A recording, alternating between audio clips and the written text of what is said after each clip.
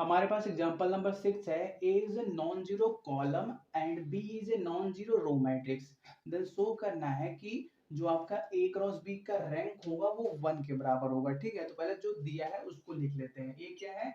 Non zero column matrix. तो suppose कर लो कोई A हमारे पास मैट्रिक्स है जिसके अंदर A11। देखो हमारे पास क्या है, A is a non zero column matrix, मतलब इसके अंदर कॉलम तो एक ही होने वाला है, रो बहुत सारे होंगे। कॉलम मैट्रिक्स में क्या होता है, कॉलम एक और रो बहुत सारे। ठीक है, तो A11 हो गया, A21, A31, ऐसे ही क्या करता जाएगा, AN1 तक ये जाता रहेगा। ठीक है, और क्या करते हैं, बी हमारे पास क्या है, एक नॉन जीरो रो मैट्रिक्स है, तो उसको भी बना लेते हैं। तो बी हमारे पास हो गया A11, उसके अंदर के एलिमेंट देखो, बी क्या है, रो मैट्रिक्स, मतलब उसके पास एक रो होगा, कॉलम बहुत सारे होंगे। ठीक है, A11 हो गया, A12, A13 dot dot dot, ये A1 तक सपोज कर लो गया है। ठीक है, तो देखो इसका ऑर्डर कितना है, इसका ऑर्डर है, इसमें एक कॉलम है और n रो है, तो n क्रॉस 1 का ये मैट्रिक्स हो गया।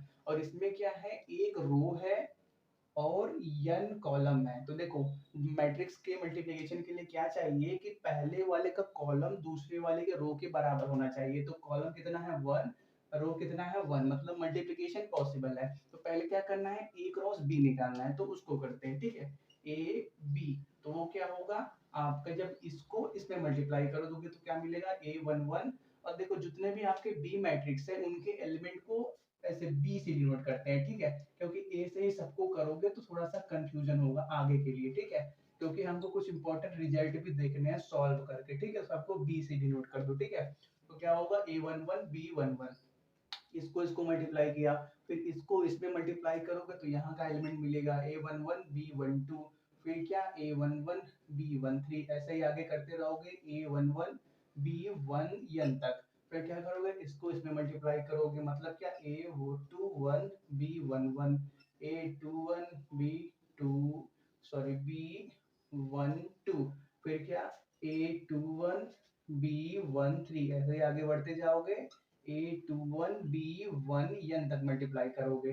फिर क्या करोगे, इसको इसमें ऐसे आगे बढ़ते रहोगे। तो ये सपोज कर लो सीरीज ऐसे ही आगे बढ़ती रही और हम पहुंच गए कहाँ पे, लास्ट पॉइंट पे। ठीक है, जहाँ पे क्या है, A1 है, तो A1 को मल्टीप्लाई करोगे B11 में, फिर क्या करोगे, A1 को मल्टीप्लाई करोगे B12 में, फिर A1 को मल्टीप्लाई करोगे B13 में, ऐसे ही A1 को मल्टीप्लाई करोगे B1 के अंदर। ठीक है, तो ये हो गया हमारा A क्रॉस B मैट्रिक्स। तो देखो हम क्या करते हैं, हमको चेक करना है rank of A B equal to 1 होना चाहिए।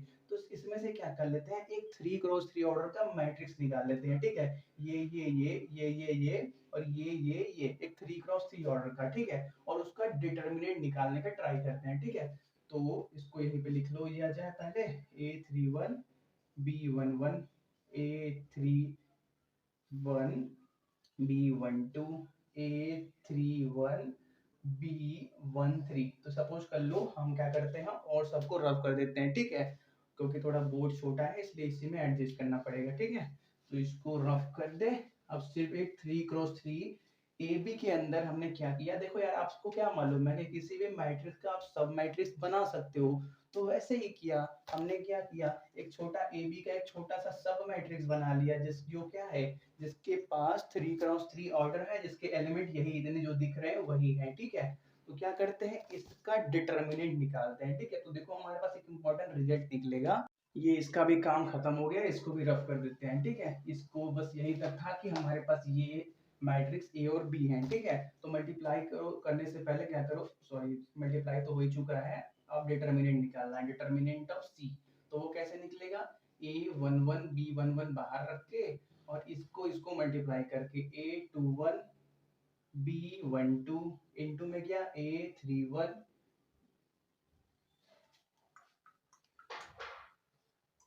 B13, A31 B13। ठीक है, फिर क्या माइनस, ये छोड़े इसको मल्टीप्लाई किया, फिर इसको A31 B12 A21 B13। ठीक है, फिर क्या माइनस ये नीचे वाला, ए सॉरी नीचे नहीं, ये बगल वाला A11 B12 और क्या अंदर क्या होगा, ये गया, ये A21 B11 A31 B13 minus A31 B11 A21 B13 इतना हो गया। फिर क्या ये वाला प्लस A11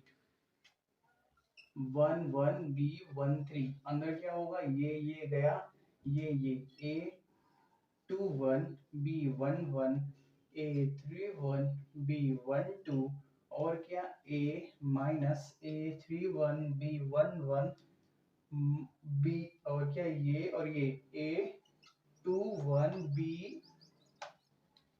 B12। अब क्या करो, सिंपली ब्रैकेट ओपन करो और मल्टीप्लाई करो, मल्टीप्लाई जो बाहर है उसको भी अंदर करके ओपन करो। ठीक है, तो देखो क्या होगा, ये जो डिटरमिनेंट आप निकाल रहे हो इसका वैल्यू 0 आ जाएगा। ठीक है, एक बार देख लिया जाए कि आता है कि नहीं। ठीक है, तो A11 B11 को इसमें मल्टीप्लाई करो तो A21 B12 और क्या A31 B13, फिर क्या इसको इसमें मल्टीप्लाई करो तो minus A11 B11 A31 B12 A21 B13, फिर क्या माइनस के साथ इसमें मल्टीप्लाई करो तो minus A11 B12 A21 B11 A31 B13 और माइनस मल्टीप्लाई करोगे तो वो प्लस में चला जाएगा, प्लस एक second A11 B12 A31 B11 A21 B13। ठीक है, और फिर क्या करो, इसको मल्टीप्लाई करो तो plus A11 B13 A21 B11 A31 B12 और क्या फिर अंदर मल्टीप्लाई करो जो बच रहा है तो minus A11 B13 A31 B11 A21 B12। अब बस ऑब्जर्व करो कि कौन किससे कैंसिल हो रहा है। इसको देखो, इसको देखो। ठीक है, A11 एक एक पॉइंट नहीं कैंसिल होगा, हम बस सिर्फ क्या कर रहे हैं, देख रहे हैं कि कौन कौन सी मिल रहा है। ये मिला, ये मिला, ए यहाँ पे क्या है B11 मिला, A21 अलग अलग नहीं काट रहे हैं, बस मिला रहे हैं कि इक्वल है कि नहीं है। ठीक है, क्योंकि देखो यार आगे पीछे लिखा हुआ है इसलिए काटना पड़ रहा है कि हाँ ऐसा लगे कि हाँ वो चीज हट चुकी है। ठीक है, यहाँ पे B11 कट गया, फिर क्या A21 यहाँ पे है और A21 यहाँ पे भी है, B12 यहाँ पे A31 B13 A31 B13 मतलब क्या ये इससे कैंसिल हो जाएगा। ठीक है, और उसके बाद इसको देखो और इसको देखो। ठीक है, A11 B13 और क्या B13 A21 B11 A31 और B12 मतलब ये नेगेटिव साइन के साथ ये पॉजिटिव साइन के साथ, मतलब ये इससे कैंसिल हो जाएगा। और फिर क्या करो, इसको देख लो, यही बच रहा है A11 B12 A31 B11 A21 B13 मतलब ये नेगेटिव साइन के साथ ये पॉजिटिव साइन के साथ कैंसिल हो जाएगा। मतलब जब हमने क्या किया, A क्रॉस B का 3x3 ऑर्डर का डिटर्मिनेंट निकाला, 3x3 ऑर्डर का डिटर्मिनेंट, उसका वैल्यू क्या आया, 0 आया। तो हमने एक प्रॉपर्टी पढ़ी थी पहले क्लास में कि अगर किसी भी ऑर्डर के लिए उसके डिटर्मिनेंट का वैल्यू 0 आ रहा है, मतलब क्या, अगर हम क्या करें उसकी ऑर्डर में +1 करके भी डिटर्मिनेंट निकालेंगे तो उसका वैल्यू 0 आएगा।